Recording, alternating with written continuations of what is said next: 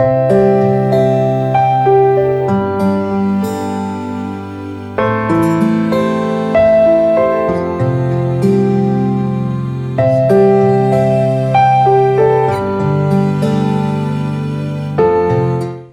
friends, welcome to Pebbles. நான் உங்கள் கோபி சுதா. நம்ம இன்னைக்கு செய்ய போகிறது கோதுமை சால்ட் பிஸ்கெட். இது வந்து ரொம்ப ஈஸியாக பண்ணலாம். அதாவது நான் இன்னைக்கு செய்ய போகிறது ஈவினிங் ஸ்நாக்ஸுக்கு தான் செய்ய போகிறேன். இது வந்து என்னன்னா டீ கூட சாப்பிட்றப்ப, அதாவது நம்கின்னு சொல்லுவாங்க, கொஞ்சம் நல்லா கிறிஸ்பியாகவும் இருக்கும், குழந்தைங்களும் விரும்பி சாப்பிட்ற மாதிரி இருக்கும். ஒன்று இது மைதாலேயும் செய்யலாம், நம்ம கோதுமையிலேயும் செய்யலாம். நான் இன்றைக்கி கோதுமை மாவு தான் எடுத்திருக்கேன். கோதுமை 1.5 கப்னா நம்ம 1/4 கப் அளவுக்கு ரவை எடுத்துக்கலாம். இது கூட 2 டீஸ்பூன் அளவுக்கு நம்ம ரீஃபைண்ட் ஆயில் ஊற்றிட்டு, அதாவது கொஞ்சம் சூடு பண்ணி ஊற்றிக்கலாம். அதுக்கப்புறம் அந்த டோ ரெடி பண்ணிவிட்டு நம்ம செய்ய போகிறோம். வாங்க எப்படி செய்கிறதுன்னு பார்க்கலாம். கோதுமை மாவு 1.5 கப் கோதுமை மாவு. இதுக்கு நம்ம 1/4 கப் அளவுக்கு ரவை. இது கூட ஓமம் 1/4 டீஸ்பூன் இல்லைனா 1/2 டீஸ்பூன். தேவையான அளவு உப்பு. இப்போ நம்ம இதுக்கு 2 டீஸ்பூன் அளவுக்கு நம்ம எண்ணெயை சூடு பண்ணிக்கலாம். நம்ம கொஞ்சமாக ஆயிலை வந்து நல்லா சூடு பண்ணிக்கலாம். இப்போ நம்ம 2 டீஸ்பூன் ஆயிலை அப்படியே ஊற்றிக்கலாம். இதை நல்லா மிக்ஸ் பண்ணிக்கோங்க. இப்போ நம்ம கொஞ்சம் கொஞ்சமாக தண்ணி விட்டு பிசைஞ்சிக்கலாம். கொஞ்சம் கெட்டியாக தான் பிசையணும். இதுக்கு ஆயில் அல்லது பட்டர், இது ரெண்டில் எது வேணாலும் நம்ம ஆட் பண்ணிக்கலாம். இதை நல்லா சூடு பண்ணி ஊற்றிக்கலாம்.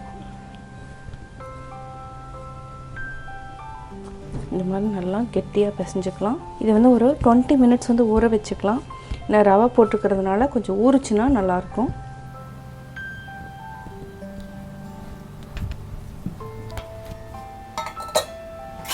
டுவெண்ட்டி மினிட்ஸ் ஆகிடுச்சு. இதை நல்லா பிசைஞ்சிக்கலாம். இதை ஒரு 3 பார்ட்டாக பிரிச்சுக்கலாம்.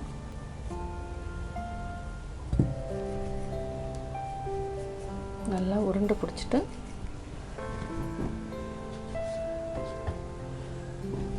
பார்த்திங்கன்னா எண்ணெய் வந்து இருக்காது, எண்ணெய் வந்து நல்லா இழுத்துரும். இப்போ நம்ம மாவு வந்து மேலே போட்டுட்டு இப்போ தேய்ச்சிக்கலாம்.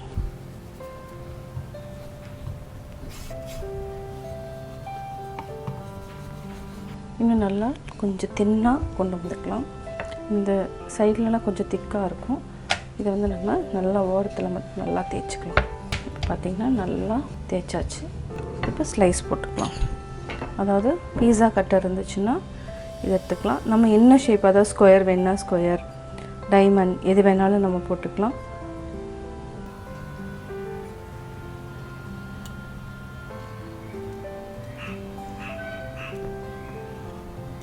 நம்ம இந்த சைடில் இருக்கிறது எல்லாமே எடுத்துடலாம்.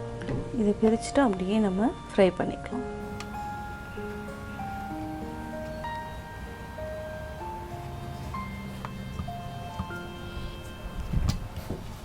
கொஞ்சமாக வரமாவு அப்படியே போட்டுக்கலாம்.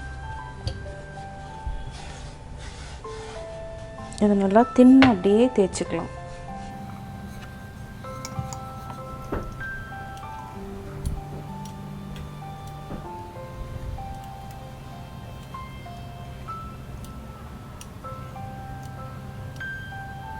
தேவையான அளவு ஆயில் ஊற்றிக்கலாம். இது வந்து டீப் ஃப்ரை பண்ணுறதுக்கு எண்ணெய் நல்லா காஞ்சிருச்சு. இப்போ நம்ம ஒன்று போட்டு பார்க்கலாம். இப்போ சிம்மில் வச்சுக்கோங்க. சிம்மில் வச்சுட்டு டீப் ஃப்ரை பண்ணிக்கலாம்.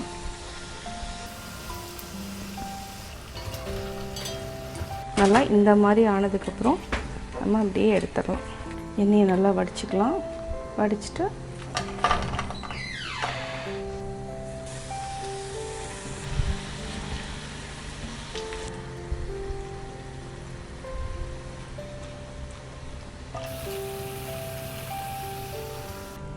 சுவையான கோதுமை சால்ட் பிஸ்கெட் ரெடி. நான் கோதுமை சால்ட் பிஸ்கெட் எப்படி செஞ்சேங்கிறத பார்த்தீங்க. நீங்களும் வீட்டில் ட்ரை பண்ணி பார்த்துட்டு உங்களுடைய கமெண்ட்ஸ் எனக்கு சொல்லுங்கள். பிடிச்சிருந்தா லைக் பண்ணுங்கள், மறக்காமல் சப்ஸ்கிரைப் பண்ணுங்கள். என்னோடய குக்கிங் வீடியோ முடிஞ்சதுக்கப்புறம் பார்த்தீங்கன்னா ஒரு திருக்குறள் வந்து நீங்கள் பார்க்கலாம். உங்கள் குழந்தைகளுக்கு நீங்கள் சொல்லித்தரலாம். அறங்கூறான் அல்ல செய்யினும் ஒருவன் புறங்கூறான் என்றல் இனிது.